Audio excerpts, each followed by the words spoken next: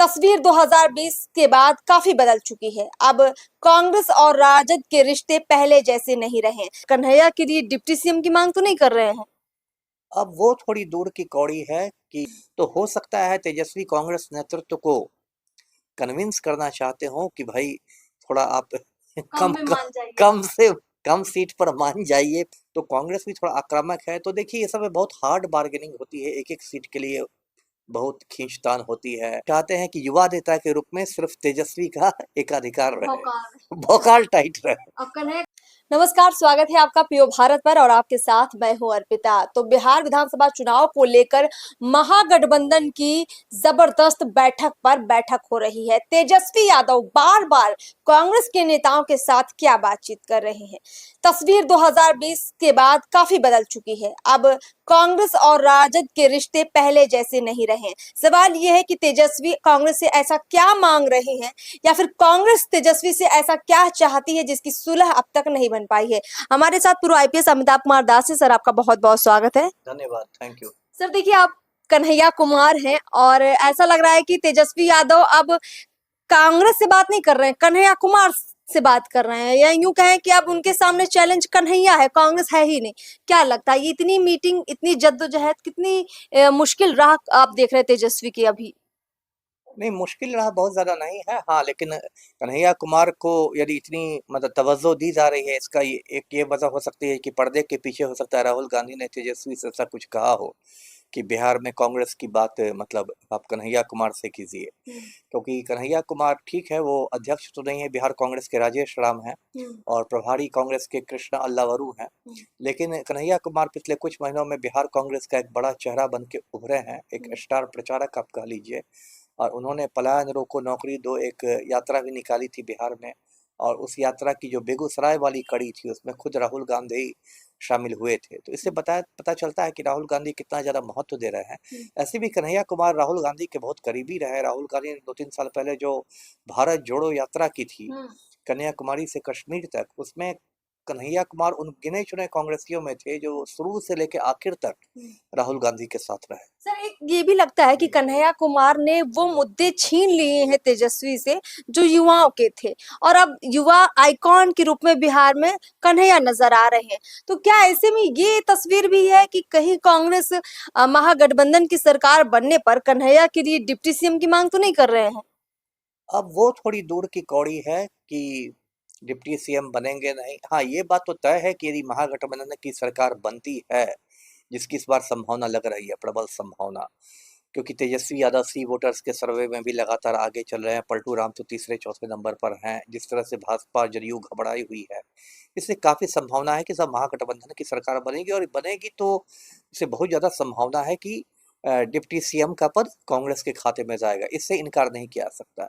लेकिन अब वो कन्हैया कुमार ही बनेंगे या फिर कोई दूसरा बनेगा, क्योंकि उस समय बहुत सारे और भी समीकरण देखे जाते हैं, है ना। तो ये बात थोड़ी दूर की कौड़ी है। लेकिन हाँ, ये बात तो इसमें कोई इनकार नहीं है कि कन्हैया कुमार कांग्रेस के एक बड़े चेहरा के रूप में उभरे हैं।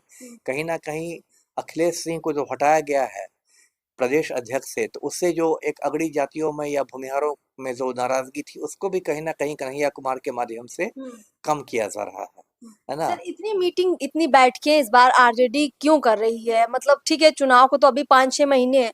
अभी तो हमें लगता है विधायकों की सूची तैयार करने में भी एक लंबा वक्त लगेगा। अभी सीटों के बंटवारे पर इतनी जद्दोजहद, जहां ग्राउंड पर इन्हें पब्लिक के बीच में होना चाहिए, इनकी आपसी बैठकें जारी हैं। इसका मतलब है कि तेजस्वी कांग्रेस के बीच में कुछ तो पक रहा है। क्या आप बता सकते हैं कि वो क्या पक रहा है? नहीं, पक सीटों के बंटवारे का मामला है। हाँ, वो तो खैर होगा ही, वो तो उसे तो इनकार नहीं किया सकता। और सीटों के बंटवारे में तो महागठबंधन में 3 वाम दल भी शामिल हैं, वीआईपी भी हैं। देखिए, मुझे लगता है जो तेजस्वी की मानसिकता लगती है कि पिछली बार वो थोड़ा से चूक गए थे सरकार बनाने में। आपको दर्शकों को याद होगा 2020 में राजद जो थी वो सबसे बड़ी पार्टी बन के उभरी थी, और पलटू राम 43 पर चले गए थे, लेकिन थोड़ा से चूक गए थे तेजस्वी यादव। तो इस बार वो कोई कसर नहीं छोड़ना चाहते हैं, और कहते हैं ना कि सारे कील कांटे इस बार वो दुरुस्त रखना चाहते हैं कि कहीं भी कोई चूक नहीं हो जाए। तो पिछली बार तेजस्वी यादव की इस बात पर भी मतलब आलोचना हुई थी कि उन्होंने कांग्रेस को बहुत ज़्यादा सीटें दे दी थी और कांग्रेस का स्ट्राइक रेट अच्छा नहीं रहा था। मुझे लगता है 70 के आसपास कांग्रेस को सीटें मिली थी और उसमें कांग्रेस बहुत कम विधायकों को जिता पाई थी। तो कांग्रेस का स्ट्राइक रेट उतना अच्छा नहीं रहा था। लोग कहते हैं कि राजद और ज़्यादा सीटों पर लड़ता तो राजद का स्ट्राइक रेट बेटर रहता और तब हो सकता है इन लोग को बहुमत भी मिल जाता। तो हो सकता है तेजस्वी कांग्रेस नेतृत्व को कन्विंस करना चाहते हो कि भाई थोड़ा आप कम में मान जाइए। कम से कम सीट पर मान जाइए पिछली बार के जैसा।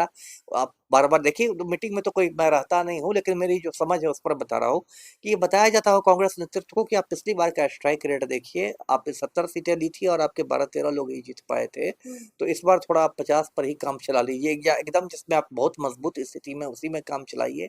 ये सब पर्दे के पीछे देखिए बहुत चीजें होती हैं और एक तरह से ठीक है, आपने सही कहा कि 6 महीने हैं चुनाव के, लेकिन चुनाव अब बहुत दूर भी नहीं है। 6 महीने बीतने में कितने समय लगेंगे? अभी तो देखिए मोदी जी पहलगाम पर हमला होता है और पहुंच जाते हैं मधुबनी में। करेक्ट है।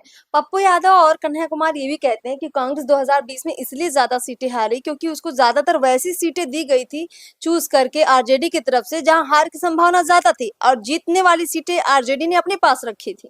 ये भी हो सकता है, लेकिन हाँ, ये हो सकता है कि मतलब जिसमें आरजेडी को लग रहा हो कि यहाँ हमारी दाल नहीं गलेगी, ऐसे भी हारना ही तो चलो कांग्रेस को दे दो।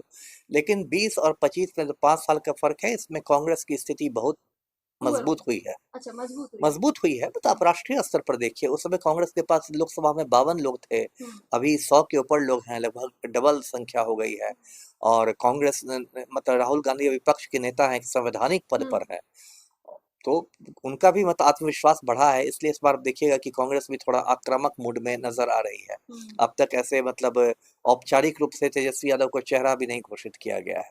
भले लोग मान के चल रहे हैं कि हाँ तेजस्वी यादव ही सीएम का चेहरा होंगे, लेकिन औपचारिक रूप से उनको नहीं घोषित किया गया। अभी उनको समन्वय समिति का ही चेयरमैन बना के रखा गया है।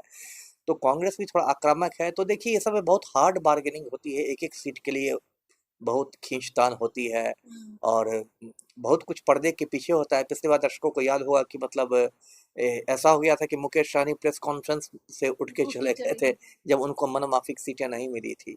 तो ये सब देखिए आखिर आर्थिक तक एक एक उठ के कांग्रेस भी जाएगी कि नहीं जाएगी? नहीं, कांग्रेस नहीं है। मुकेश सहनी और कांग्रेस में आप तुलना नहीं कर सकते। मुकेश सहनी की पार्टी तो एक टुटपुजिया पार्टी है, वीआईपी। कांग्रेस राष्ट्रीय पार्टी है, वो सब चीज को एक उसका राष्ट्रीय नजरिया होता है, वो इस तरह से उठ के नहीं जाएगी और बिहार में उठ के चले जाने पर फिर दोनों पक्षों का नुकसान हो जाएगा एक जी। बार ऐसा लगा था कि कांग्रेस ने जो है कन्हैया को वापस दिल्ली भेज दिया है, लेकिन अब देखिए वापस कन्हैया बिहार आ रहे हैं, पार्ट 2 उनका शुरू होने वाला है बिहार में। क्या तेजस्वी को यही बात अच्छी नहीं लग रही है कि बार-बार कन्हैया को लाकर एक माहौल आरजेडी के खिलाफ बन रहा है बिहार में, वो भी कांग्रेस की तरफ से? नहीं, दिल्ली जो भेजा था कांग्रेस ने वो भी थोड़ा मतलब लालू ने लंगड़ी मार दी थी उस समय। मैं दर्शकों को याद दिलाऊं कि 2024 में जो लोकसभा चुनाव हुए थे तो ऐसा तय माना जा रहा था कि कांग्रेस बेगूसराय से कन्हैया कुमार को खड़ा करेगी, लेकिन लालू ने थोड़ा अंत समय में वो टिकट दिलवा दिया, सीपीआई को दिलवा दिया, कम्युनिस्ट पार्टी को। तो उसके बाद फिर उनको शिफ्ट करना पड़ा दिल्ली। तो लालू और देखिए असली बात क्या है कि लालू और तेजस्वी दोनों कहीं ना कहीं कन्हैया कुमार से डरते हैं। वो चाहते हैं कि युवा नेता के रूप में सिर्फ तेजस्वी का एकाधिकार रहे, भौकाल। भौकाल टाइट रहे, अब कन्हैया का भौकाल ज्यादा टाइट हो रहा है ना, क्योंकि कई मामले में वो तेजस्वी से 20 पड़ते हैं। और रैलियों में भीड़ भी आने लगी। भीड़ भी आती है और कई मामलों में देखिए मैं मानता हूँ कि तेजस्वी से वो बेटर वक्ता है, ज्यादा पढ़े लिखे व्यक्ति हैं। डॉक्टर कन्हैया कुमार हैं, उन्होंने जेएनयू से तालीम हासिल की है, राहुल गांधी के बहुत करीब हैं। ऐसा नहीं कि एकदम लालू बोलेंगे राहुल को कि नहीं एकदम कन्हैया को निकालिए और राहुल मान जाएंगे, ऐसा नहीं है। राहुल गांधी के मतलब बहुत करीबियों में वो है कन्हैया कुमार। तो कई मामलों में तेजस्वी से 20 पड़ते हैं। तो इसका तो भय है, लेकिन राजनीति तो समझौते का नाम है, सारी चीजें तो आपकी मर्जी से होंगी नहीं। मतलब कुल मिला के ये है कि अब की बार कांग्रेस ने ठान लिया है कि अगर महागठबंधन की सरकार बनती है तो कांग्रेस बराबर की हिस्सेदारी में रहेगी और हमेशा आरजेडी जो जीत का क्रेडिट या हर चीज का क्रेडिट लेती है वो क्रेडिट नहीं देगी। बराबर का हिस्सा नहीं भी रहेगी तो थोड़ा ही कम आरजेडी से लेगी। मतलब एकदम जो कांग्रेस की एक पहचान बन गई थी कि बिहार में राजद की एकदम पिछलग्गू है, उस पिछलग्गू का ठप्पा कांग्रेस अपने पर से हटाना चाह रही है। जी चलिए जी। सर, बहुत बहुत शुक्रिया बातचीत के लिए। तो कुल मिलाकर देखिए, तेजस्वी पूरी मेहनत कर रहे हैं कांग्रेस से बार्गेनिंग करने की, लेकिन कांग्रेस भी अड़ी हुई है और मन मुताबिक सीटें लेने के लिए, मन मुताबिक कुर्सियों पर अपने कैंडिडेट्स उतारने के लिए तैयारी कर रही है। लेकिन फाइनल रिजल्ट क्या निकलेगा, ये तो आने वाला वक्त बताएगा। फिलहाल खास चर्चा में इतना ही। नमस्कार।